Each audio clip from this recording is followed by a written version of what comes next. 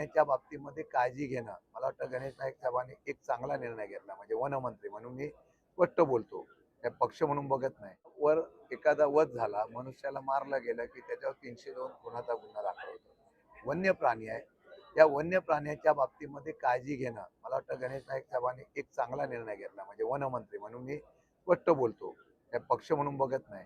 पण त्यांनी जिथे वन खात्याची जागा आहे तिथे जाळ्या आणि संरक्षण अशा प्रकारची व्यवस्था करण्याचा निर्णय घेतला. त्याला तरतूद पण केलेली आहे.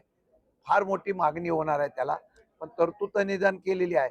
परंतु आता त्या बिबट्यांची नसबंदी करायची असा एक नवीन प्रस्ताव येतोय. आता त्याला कायद्याची अडचण अशी आहे, सगळ्यांना मारायचं असेल काय असेल, म्हणजे त्या बाबतीमध्ये निर्णय घ्यायचा झाला तर त्याला वन खात्याची परवानगी, शासनाची परवानगी लागते. त्याला निर्णय घ्यावा लागतो, नाही तर लगेच पेटाच्या अंतर्गत लगेच कोणतरी त्याला आव्हान करण्याचा प्रयत्न केला तर मला वाटतं ती अडचण होते.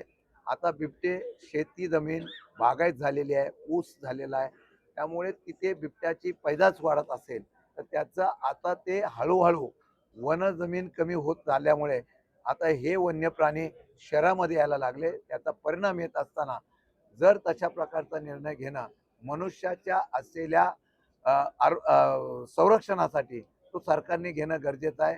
त्याला मुहूर्त बघू नये, आता सरकारची नसबंदी लवकर होईल.